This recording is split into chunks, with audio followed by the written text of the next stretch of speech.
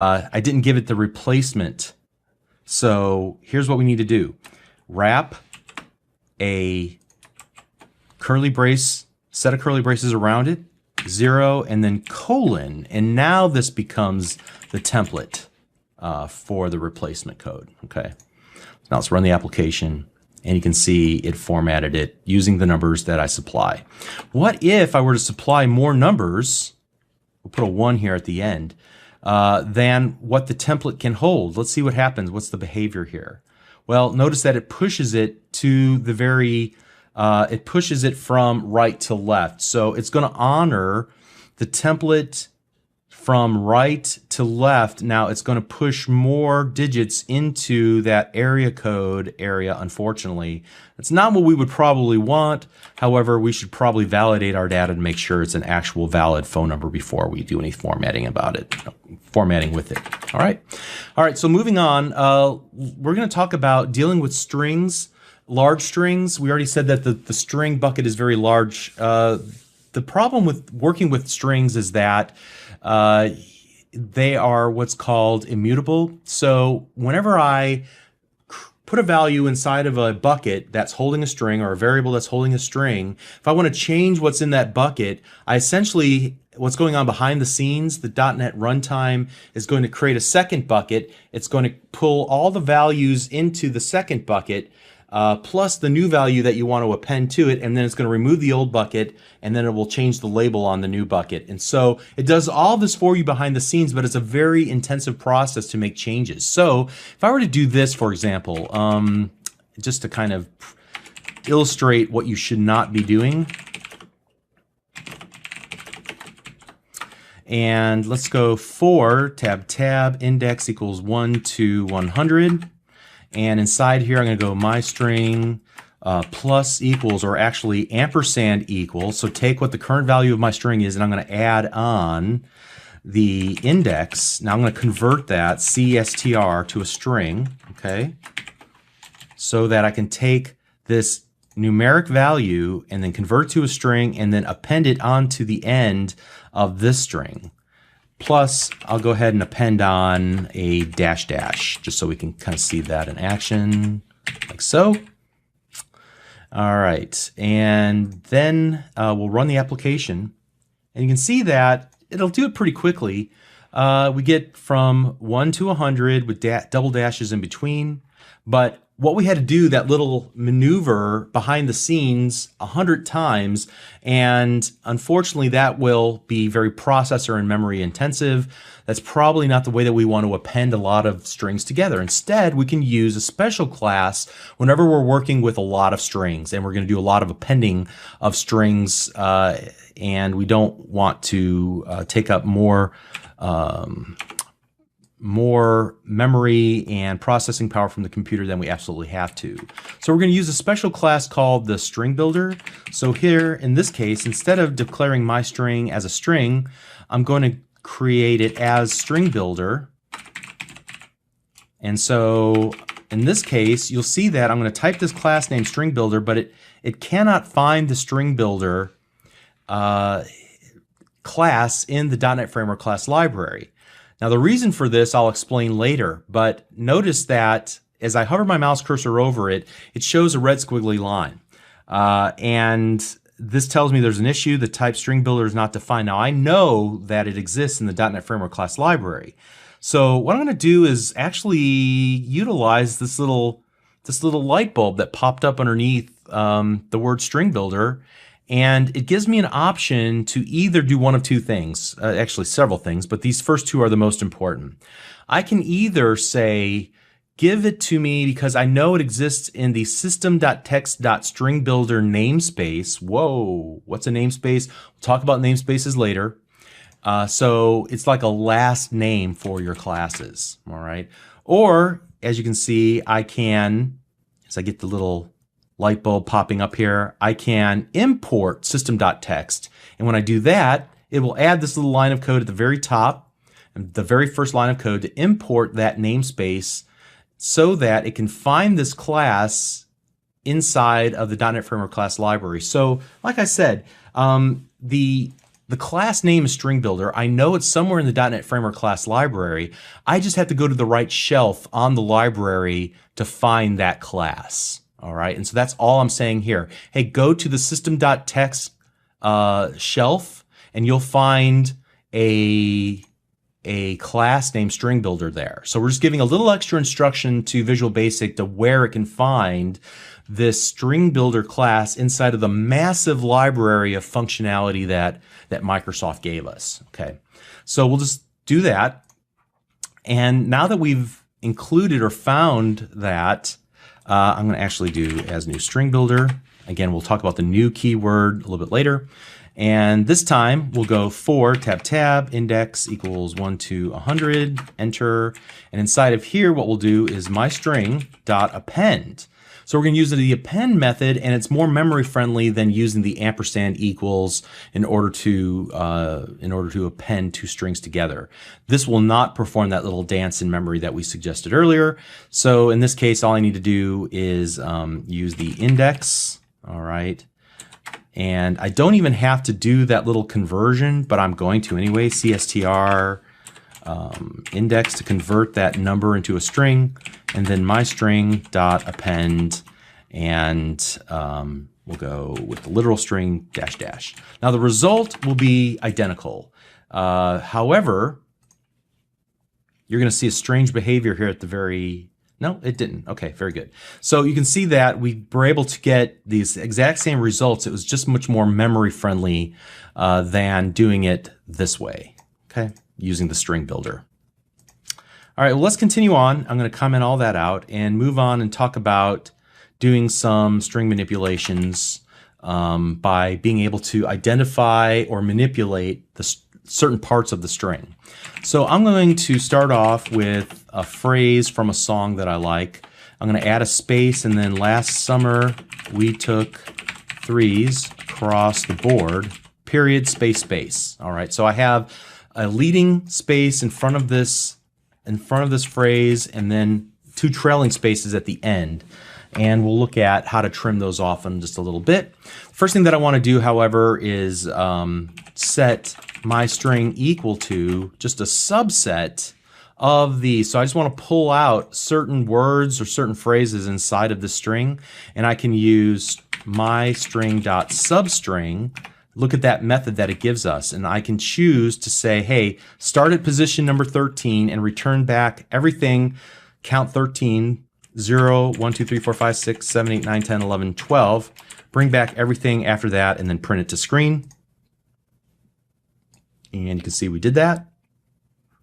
I can also say, well, this is the starting point, but I can also give it an ending point as well. So I'm only going to choose 15 characters then and print those out. So we took threes as opposed to the entire message.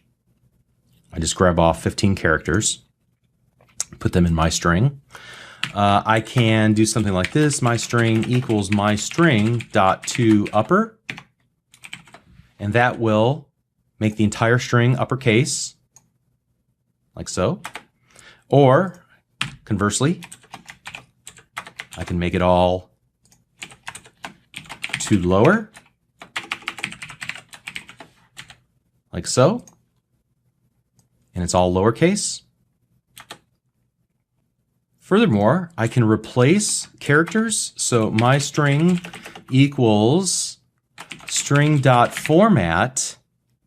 Whoops, I'm sorry, string, let's start that over again. My string.replace. And what I want to do is search for the old character, which will be just a normal space character. And I'm going to replace it with double dashes. So for every space that we see, it'll be replaced with double dashes. And you can see then we get the following with 4 dashes here at the very end, because we had 2 spaces here at the end of our original string.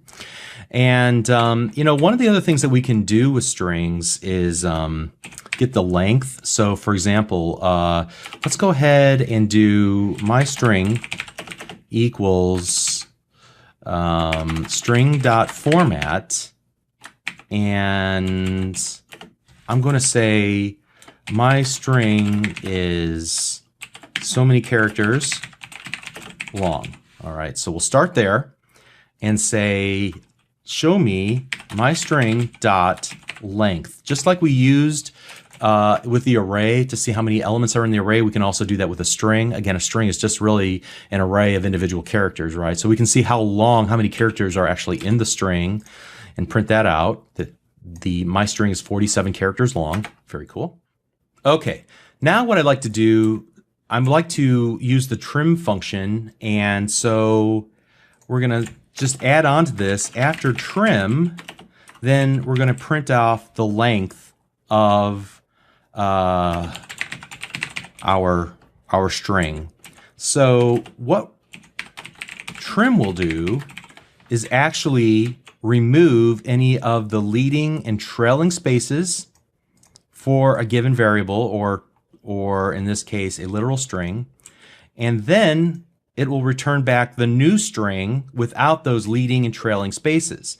However, in this case, since it returns a string, I can continue to call another function or property of the string, and I'm going to call length again. So I'm chaining together commands.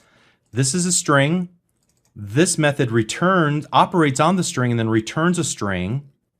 And since it returns a string, we can then go ahead and call another method that we get access to from the string class, and that is the length. So here we go, and we'll run it this time.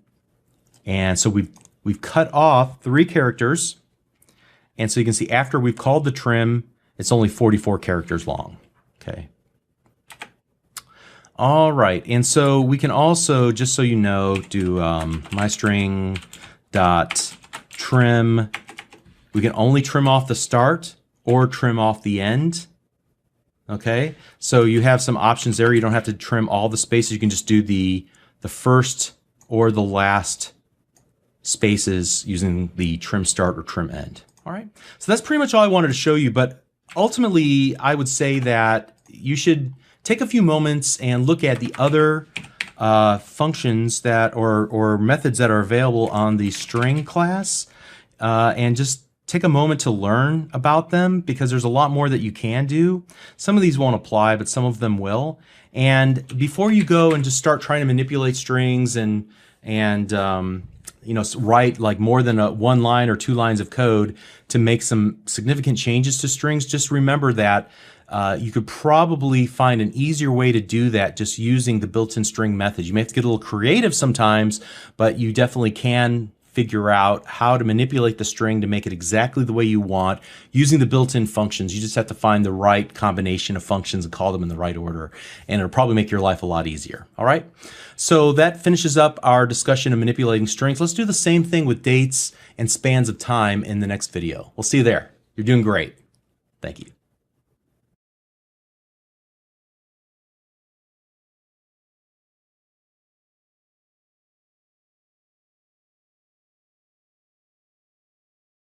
Hi, I'm Bob Tabor with Developer University. For more of my training videos for beginners, please visit me at devview.com. In this lesson, we're going to learn how to manipulate and display dates. So how to add values and subtract values from dates. Date math can play with your head. How to display different parts of a date, or how to use some of the built-in features in Visual Basic and the .NET Framework class library to display dates in various formats. We'll also look at how to work with spans of time, so 3 years, 5 years, 1,000 days, whatever the case might be, and subtract and add values to those, and a lot more. So this will be fun. You'll need to work with dates for the same reason you'll need to work with strings. In business applications, dates are pretty used frequently for things like project management, for content management systems, for order management systems, and so on. So we've learned how to work with a string and an integer, and we've learned how to work with a Boolean. Now we're going to add a new data type that allows us to work with dates and times, and then later a new data type that allows us to work with spans of time. So we'll start off by working with dates. So here we're going to go dim my value as date, and if we were to just work with the date by itself, I think it's important for you to see this right off the bat. Let's go ahead and just write out the value, the default value of a date and see what we get. Because at this point, we've not initialized the date. So it's the equivalent of an empty string or the value of 0 for an integer, which is the initial value. And that's generally not what we want to work with. But I want to show you what you'll see if you were to work with an empty date. It'll give you some representation of a date. It just might not be what you want. All right, so let's go ahead and run the application. And so it's going to give us January 1st, 81 at midnight. Okay, so that's probably not the value we want to work with unless we want to see how many minutes, days, and seconds since January 1st, 1 AD at midnight.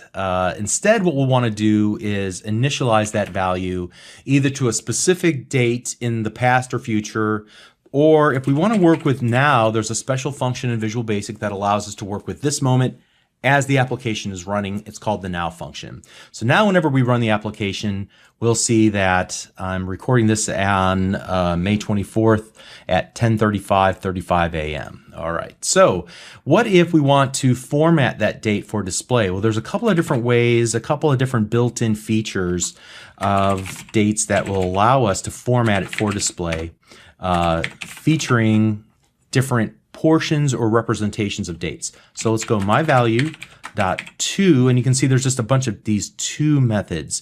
So to local time, to long date string, let's use that one first, to long date string. Then we'll go console.writeLine, myValue.to short date string. Let's do the same with times, console.writeLine, myValue to long time string, and then you're going to see that there's not much of a difference between the two, but I wanted to, for the sake of completeness, show you the to short time string as well. And let's go ahead and run the application. We should see 5 representations of now on screen. So again, this is without the default format. If we print it off, we'll just get the date and the time and the AM PM portion. The long, here, let's compare these and put them right next to each other here. So the long date string will give us Tuesday, May 24, 2016, nicely formatted. And again, this will depend on the culture of your computer. So if you are in Europe or if you're in some other country, you might see the default representation of the date different than what you see on my computer, which is set to the culture being English United States. And this is a common way that we would represent dates. So here on the short date string, we just see the month, day, year. Again, you might see day, month, year, which is common in Europe and other countries.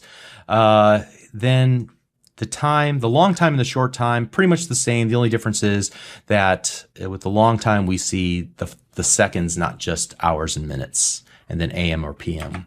And there's different ways that we can represent if we want something a little bit more custom. So for example, we can just pull off a specific portion of the date. In this case, myValue.month, and I'll use ampersand and then 2 dashes and then myValue.year. And so we can grab off just about any portion, even minute, milliseconds. We can pull off the time of day. We can pull off day of week, for example, day of week, day of the year, whether or not this is daylight savings time or not that we're currently in, the time of day, and so on. So I'm just going to pull off day of week just so you can see this, and we'll run the application. And you can see that the day of week is 2. This starts with Monday as the first day. I think Sunday as the 0th day. So just 0 based, I believe. But 5 would be the month, and then the day of the week would be the second item, or the second index, which should be the third item, I think. Okay, but what if I wanted to print something off a little more friendly than that? For example, what if I wanted to do the my value, and I wanted to see, for example, the actual the friendly month, like this is May when I'm recording this. So what I can do is call toString, toString, and then I can use a special formatting provider. And so in this case, I know that I can just use 4 capital M's in a row in order to grab off just the month and print that to screen. So you can see here, this will print off just the month of May. And for more information about that, there's this page you'll want to go search for online, custom date and time format strings. Search for this, custom date and time format strings, on msdn.microsoft.com. So just go to bing.com, type that in, and then it should get you to this page. And you'll see that there's all these different formats that we can use to pull off. Just, for example, D, lowercase d, would give us just 1 through 31. Day of the month would give us 01 through 31. So that's not all that helpful, but we can pull off the HH, for example, giving us a 12-hour clock, or capital H to give us a military clock. Okay, so you can see examples here. I use the 4 M's to give us, you know, the full name of the month, or we can use 3 M's to grab a abbreviated. For December would be DEC. For March it would be MAR, and so on. And here we can grab off the different years and different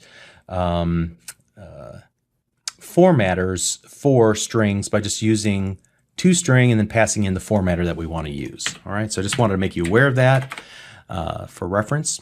Now, I said earlier that we can also do some date manipulation by adding and subtracting days and hours and just about anything from our date. So here we go, console.writeLine. And here we're going to take my value and I'm going to add, and notice that I can add lots of different things to it. I can add a time span, which we'll talk about time spans a little bit. But more importantly, let's like add days or hours or milliseconds or minutes or months or seconds or even years to the current day. So if I say, hey, I want to add 3 days, I'm saying what will be 3 days from now?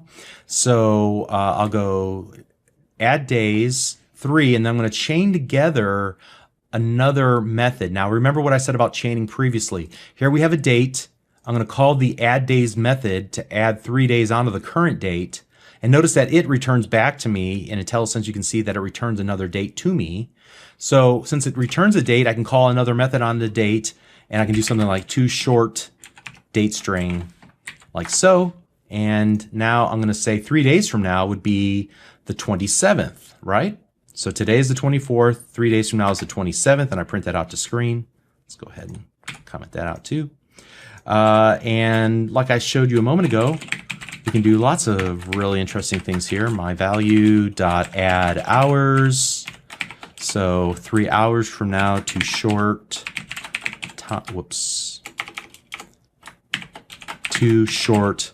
time string. And that'll say 3 hours from now would be 1:42 p.m. That's accurate. What if I wanted to subtract days? Is there a subtract method? No, there's not. But what you would simply do is just use a negative number. So in this case, I'm just going to subtract 3 days. So 3 days ago to short date string. 3 days ago would be the 21st of March. Okay, so we can just use a negative number inside there.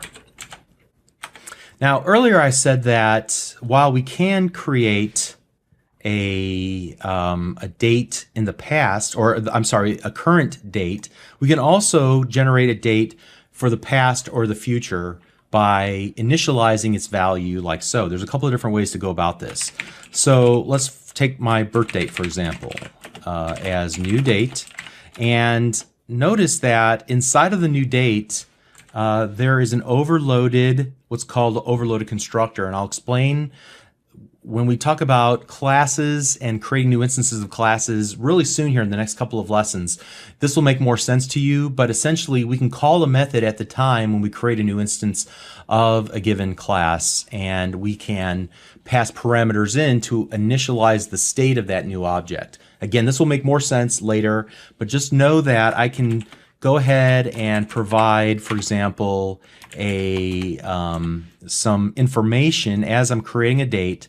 In this case, I can provide the year, the month, and the day to initialize an instance of date. So 1969 will be the year. The month will be 12 for December, and the day will be 7. All right, so this now I've created a new birth date. And let's just go ahead and console.writeLine this my birth date and see it represented here in our window. 12/7/69. Again, the United States version of this would be December 7, 1969 at midnight. Why midnight? Because we didn't specify a time. But we could do that as well by saying, I think I was born. Let's see, do we even have a version of this that would allow me to pass in an hour? Yeah, I think I was born at like 7 in the morning. So let's go like 7:30 in the morning, even down to the second. Let's go 1. All right, so now we've given more information as we've initialized our new date to the past, December 7, 1969 at like 7:30 in the morning. Okay. Now, what can we do with this? Well, we can do anything that we did previously with it. We can actually use it to find out the span of time, how many days I've been alive, so on. We'll come back to that in a moment. But this is one way that we can create a new date in the past or the future by initializing it in the constructor. We can also do something like this, where we create a my birth date as new date, but we don't have to initialize it right away. We can instead set my birth date equal to, and I can use a string, pass in a string of the date representation using this parse method. So almost every data type, including integer and so on, they all have this parse. And they also have something called try parse, which we'll talk about later. And parse will take some string and say, I'll try to make this into a date if I possibly can. So I'm going to give it some random string. In this case, I'm going to try to make sure that it lines up with an actual date. And hopefully the parse method is smart enough to take that string and convert it into a date and assign it then to the my birthday variable, in which case we do get it to work again here. So that's another way that we can create a new instance of a date in the past or in the future. And then the final way is to use some to create a literal date. Now, in the past, we've created literal strings, right? By using double quotes around a string. So I could create a string called 1969 or December 7, 1969. But notice that this isn't going to work. Let me see if it works. It works only because Visual Basic does it is very forgiving, like I said before.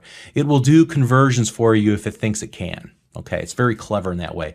We shouldn't rely on Visual Basic's functionality to do this. Instead, what I'd like to do is use the actual literal characters for a date, and instead of using double quotes, you would use pound symbols around a date, and that would make it into a real date.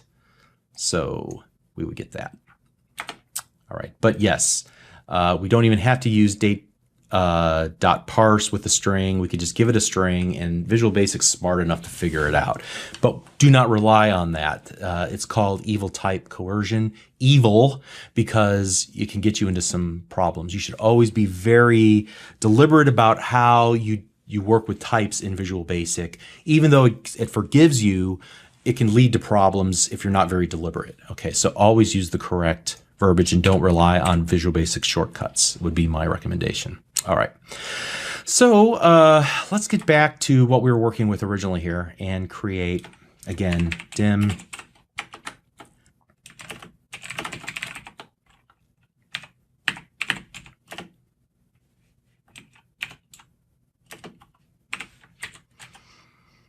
right? And now what if I wanted to work with the span of time? And so we're not working with hours, minutes, seconds. We're working with, at least in form of a date, we're working with it in terms of how long something took or how long something will take. So if I have my birth date, then I can also calculate my age as time span. So here's a new data type that represents a span of time, not a date, but the time between two dates. So in order to figure that out, my age, I'll take date.now. And since now returns a date, We already know that what the now function does. We'll go date.now.subtract, and then I'll pass in my birth date. And that should give me a span of time for how long I've been alive.